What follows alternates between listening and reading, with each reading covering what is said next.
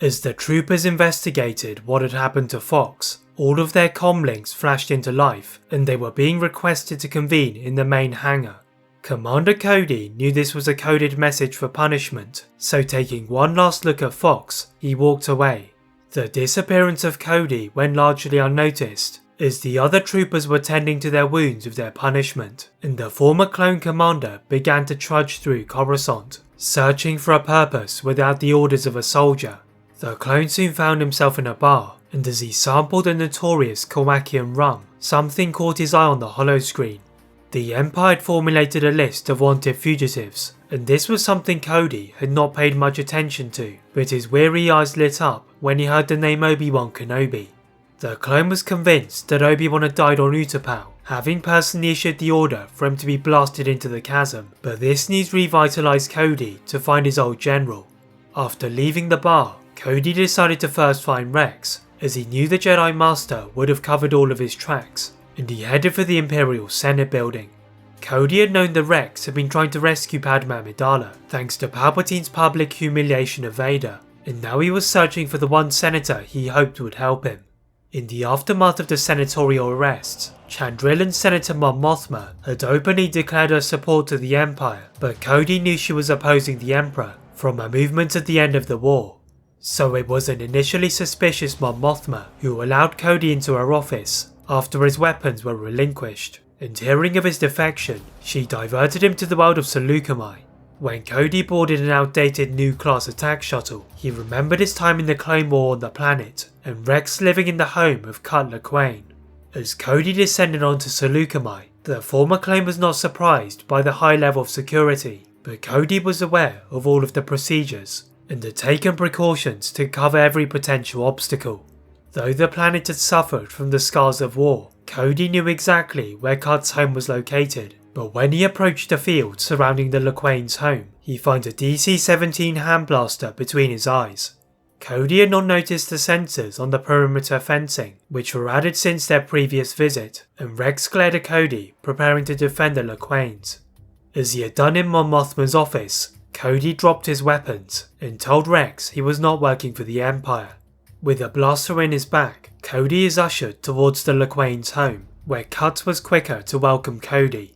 Rex trusted the judgment of Cut, and lowering his blaster from Cody, the most recent deserter revealed his mission to find Obi-Wan Kenobi and help take the fight to the Empire. Rex was wary of jeopardizing the location of the Jedi Master, and returning to his ship, he asked Organa if Cody could join the rebellion. Though the effects of the inhibitor chip were diminishing, Organa asks Rex to leave nothing to chance, and after removing the chip, Cody uses his chain code to get them off of the planet and head to Organa's coordinates. Once Rex and Cody arrived, they rendezvoused at Tantive 4, and in the corridors of the ship, Cody saluted his old general on opposing ends. Obi-Wan could not sense any ill intentions from Cody and welcomed him to the rebellion and asked him to impart any knowledge that they could use. Cody begins to recall in detail many of the Empire's procedures and other details the rebellion had not been able to access, and the hope which had all but been erased after failing to defeat the Sith was reignited again. The Emperor had not recovered his reputation from his attack on Vader, so much of Cody's inside knowledge was passed on to any pockets of resistance in Imperial territory, and the Empire's rule through fear was now under substantial threat. Vader could only squash one planet at a time, and Obi-Wan knew they had to strike before he completed control over the dark side. The Jedi Master devised an elaborate plan to lure Vader to his old homeworld of Tatooine in what was obviously a trap.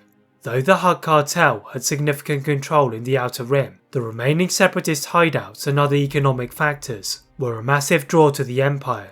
The rebellion took advantage of the Empire's anti-alien policy, with Rex and Cody helping those in Rhodia and Ryloth by providing weaponry to fight back and freeing slaves from their brutal masters.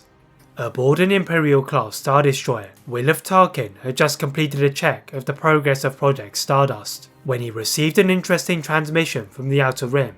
Tarkin was initially annoyed that someone had dared to oppose the Empire, but this was replaced by a sadistic smile, and he knew this as a chance to test Project Celestial power and prove he was superior to Krennic.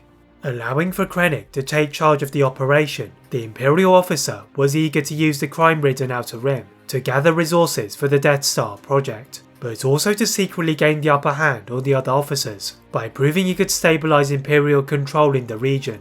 When the rebels discovered the increased Imperial activity, they were surprised that their threat was not sufficient enough to draw Vader, so they decided to spread rumours of a Jedi hiding on Savareen, creating a trail that later led to the nearby Tatooine. They knew that Vader would purposely follow the trap and try to eradicate its source, but this was what the Jedi wanted. Though some of the experimental Kyber weapons had decimated settlements in the surrounding planets, Organa had helped to evacuate as many of the slaves as he could, and eventually Vader activated their trap. Aboard his newly painted Venator-class Star Destroyer, Vader had examined the footage of the supposed Jedi, and though it could be seen deflecting bolts with a lightsaber, something did not seem right to the Sith.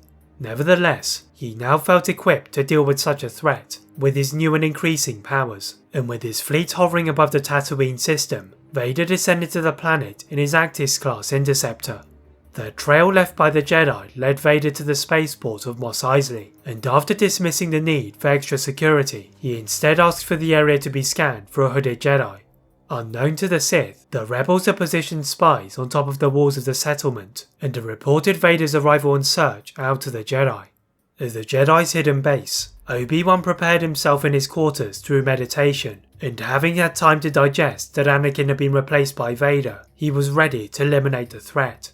Against the wishes of Organa, Obi-Wan traversed the journey on foot, using the direction of the twin suns and the Force as his guide, and just as he saw the outline of Mos Eisley in the distance, Vader stood in front of him. The Imperial troopers who had helped the search for the Jedi raised their blasters for an attack, but Vader dismissed them and ignited his new red lightsaber. To Obi-Wan, this helped to erase some of the memories of what Anakin had been, but it also showed that he had failed. There was no time to dwell on such thoughts, as Vader powerfully surged towards him, and he switched to his patented defensive form. Eager to use his new Force powers, Vader used the sand around him to distract Obi-Wan, but the Jedi Master threw his cloak back in response. Obi-Wan appeared to be struggling under Vader's attack, but he was using Vader's pride to his advantage, and he lured him towards their base. Now further away from Mos Eisley, the Master and his former apprentice were evenly matched when they came across a steep valley. Knowing this was where the base was hidden, Obi-Wan surprised Vader by pushing him into the valley, and he told him that Tatooine would be the beginning and now the end. As Obi-Wan deactivated his lightsaber, Vader rushed and jumped towards him from a lower plane, but Obi-Wan used both of his hands to push Vader away. The Sith reacted in mid-air to repel the Force push, and the result was Vader hovering whilst locked in a Force battle. All of a sudden, Vader found himself pulled back to the rebel hideout, and slammed into the back of a Mandalorian vault. If his view was not obscured by the thin window at the top of the vault, Vader would have seen former Jedi Grandmaster Yoda ordering for Vader to be transported to a secure location, and as his yellow eyes now bore through his old master, he also saw his Imperial Star Destroyer. The Jedi had not seen Vader using a secret button on his wrist just before he entered the vault to contact his fleet, and though it damaged his pride, he called upon a rescue. As the Jedi levitated Vader across the base, Organa guided him through a secret entrance at the back, and an excavated passageway led to one of the hangars in Mos Eisley spaceport. Having detonated their base, the rebels blocked any path to the tunnel, and with the Empire searching around the base, this allowed for an escape from Mos Eisley.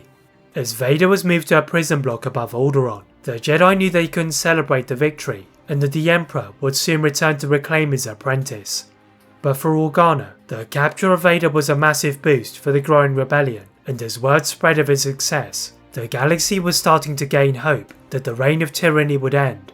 On the planet of Alderaan, Padme Amidala had heard of the capture of Vader, and she debated whether she should rescue the one formerly known as Anakin.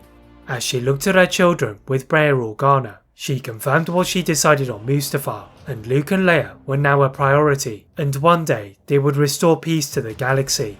But for Emperor Palpatine, the capture of his apprentice was an inconvenience. Vader had been overly eager in his mission to eliminate the Jedi, and during his rescue, that task now fell to the Inquisitors. The Emperor had not been oblivious to the descent against the Empire, but it seemed that even the ambitious Krennic was failing to break them. As he sat on top of his throne in the Imperial Palace, he ordered for Tarkin to be summoned, and the Moff soon bowed to him. With a sadistic smile, Palpatine told Tarkin it was time to prioritise Project Stardust.